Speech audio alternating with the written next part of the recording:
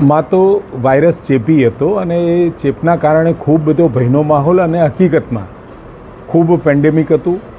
પરંતુ આ જે ચાંદીપુરમ વાયરસની વાત થઈ રહી છે, હજુ પણ એમાં ચાંદીપુરમના કારણે તમામ ગુજરાતમાં આવતા કેસ સસ્પેક્ટેડ તરીકે આપણે ટ્રીટ કર્યા છે, પરંતુ ચાંદીપુરમના કારણે જ થાય એવું નથી. એન્સેફેલાઇટિસમાં બીજા કારણોસર પણ આ પ્રકારના તાવ, ખેંચ આવવી, ઝાડા ઉલટી થવી એવું શક્ય છે. આપણા ત્યાં અત્યાર સુધીમાં જે ટોટલ 7 ટેસ્ટ માટે મોકલ્યા હતા, 7ના રિઝલ્ટ આવ્યા છે.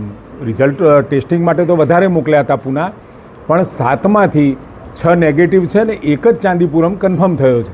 એટલે ચાંદીપુરમના કારણે જ આ પ્રકારના લક્ષણો ધરાવતો તાવ નાના બાળકોમાં આવે છે કે એવું વધારે પડતું છે. પરંતુ એન્સેફેલાઇટિસમાં તમામ પ્રકારની જે એડવાઇઝરી કે કોમન એડવાઇઝરી, જેમ સિમ્પ્ટોમેટિક કોરોનામાં પણ ટ્રીટમેન્ટ થતી હતી, એ જ રીતે આમાં પણ સિમ્પ્ટોમેટિક ટ્રીટમેન્ટ આપણે કરવાની રહે છે. તાવ હોય, ખેંચ છે કે મગજ ઉપર સોજો આવે, ઝાડા ઉલટી થાય, તો જે પ્રકારના લક્ષણો દેખાય એ પ્રકારની ટ્રીટમેન્ટ આમાં કરવાની રહે છે.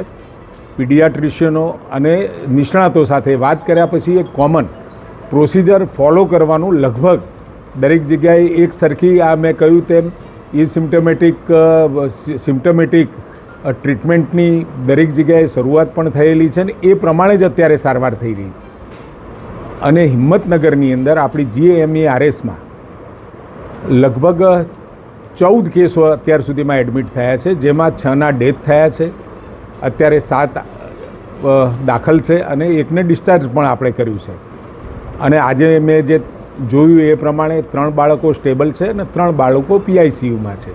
એટલે એકંદરે હવે ગુજરાતની અંદર આની અવેરનેસ સાથે સમગ્ર રાજ્યની અંદર તમામ ગામોમાં ડસ્ટિંગની, સ્પ્રેઇંગની અને કાચા ઘરો છે ત્યાં ખાસ આ ડસ્ટિંગ અને સ્પ્રેઇંગની કામગીરી કરવાના આદેશો આપવામાં આવ્યા છે. સાથે ઉકરડા હોય, આંગણવાડી, સ્કૂલ્સ અને આખા રાજ્યની અંદર એક પણ ગામ આપણે એવું બાકી નથી રાખવાના જેના કારણે કોઈ પણ પ્રકારનો વેક્ટર બોર્ન ડિસીઝીસ એટલે પાણીજન્ય રોગ એ ના થાય ને એને પ્રિવેન્ટ કરી શકાય.